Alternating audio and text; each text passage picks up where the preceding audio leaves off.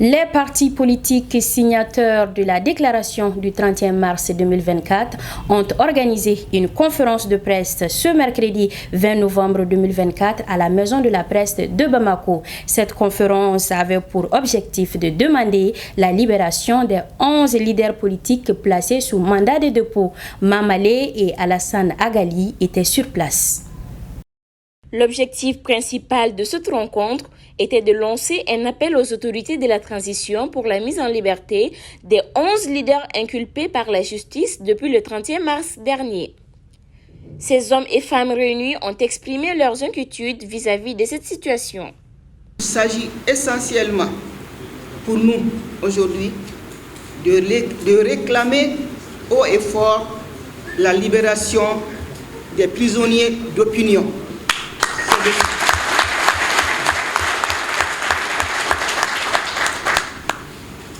Je voudrais, au nom de toutes et tous, remercier tous ceux qui se sont impliqués depuis 5 mois et qui ont donné le meilleur d'eux-mêmes pour trouver une solution heureuse, une issue heureuse à cette situation déplorable que nous avons dénoncée dès le début.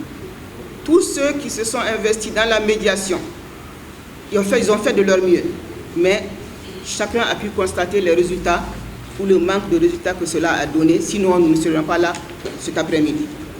Cela est bien dommage.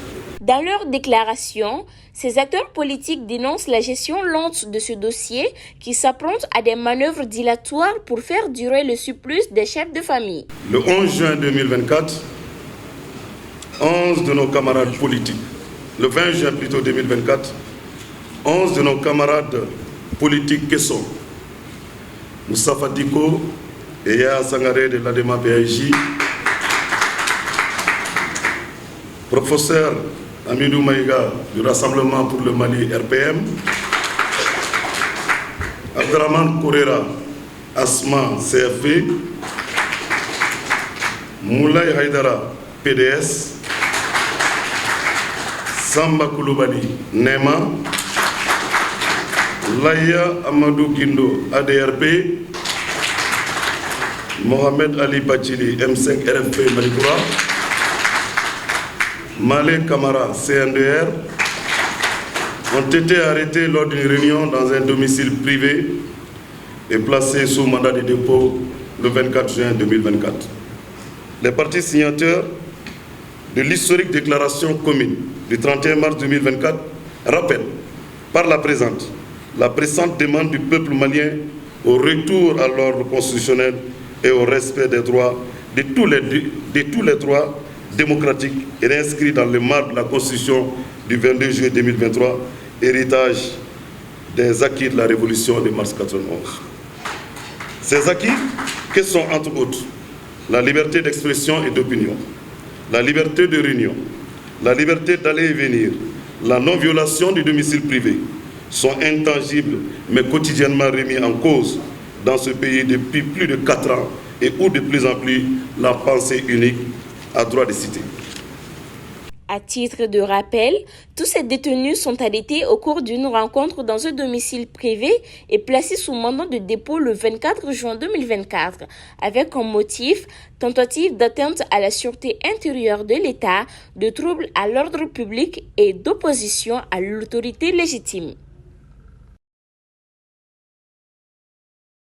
À Ménaka, le Haut Commissariat pour les réfugiés HCR a organisé un atelier de formation les 19 et 20 novembre 2024 sur le caractère civil et humanitaire de l'asile, une initiative qui vise à renforcer les capacités des acteurs locaux face aux défis liés à la gestion des réfugiés dans un contexte de déplacement massif de population. Autorités locales, leaders communautaires et partenaires humanitaires étaient au rendez-vous.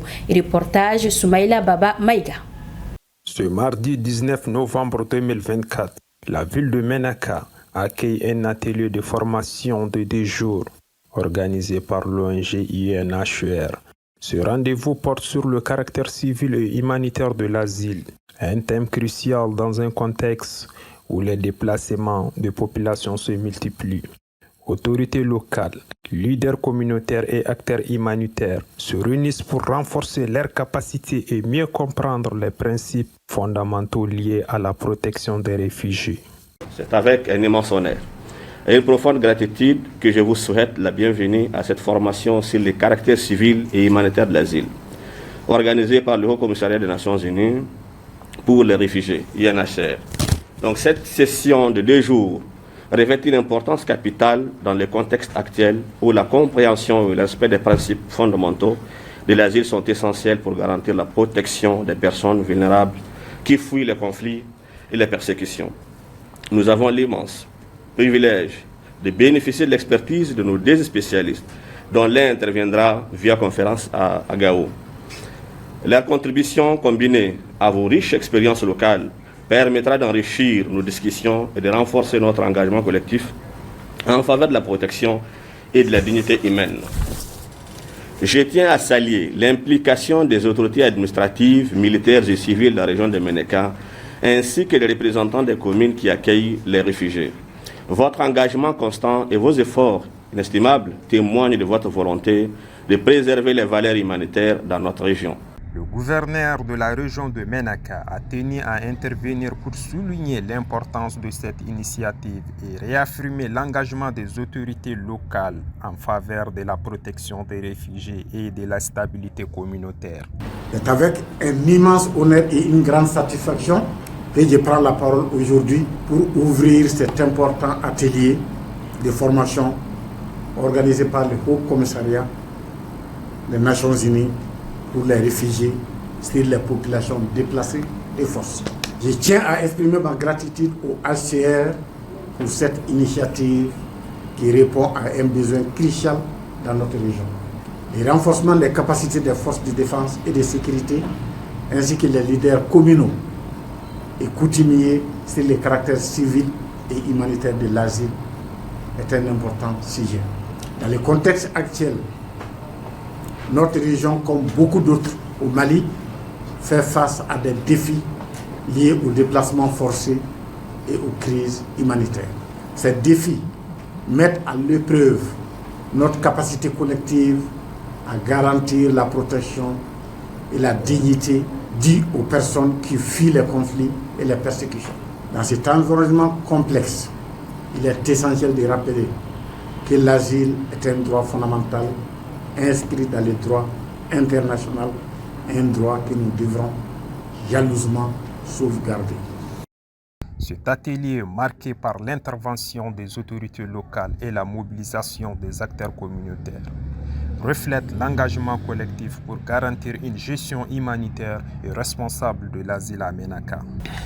Dernier élément pour clore ce journal, la Chambre de première instance de la Cour pénale internationale a condamné ce mercredi 20 novembre 2024 Al-Hassan Ag Abdul Aziz Ag Mohamed Ag Mahmoud à 10 ans d'emprisonnement. Il est déclaré coupable des crimes de guerre et crimes contre l'humanité commis entre début mai 2012 et 29 janvier 2013 à Tombouctou, dans le nord du Mali. Commentaire Draman Moussa Diallo.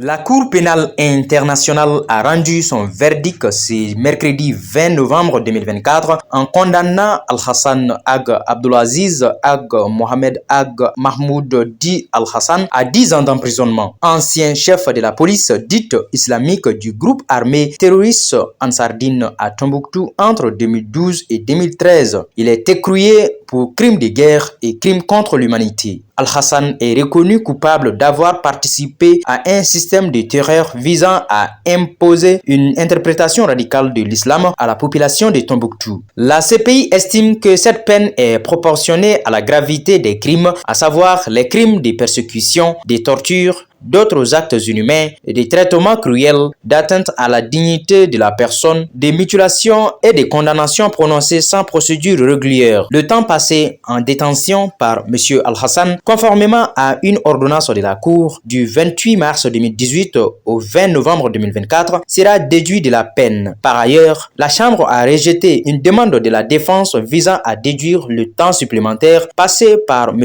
Al-Hassan en détention au Mali depuis le 21 avril 2017. Les représentants des victimes ont exprimé leur satisfaction quant à la reconnaissance des souffrances endurées, bien que certains regrettent les acquittements concernant les crimes sexuels. Voilà, ainsi prend fin ce journal que j'ai eu le plaisir de vous présenter. Merci de votre fidélité à Alafia Télévision, la télé de la paix. Bonsoir.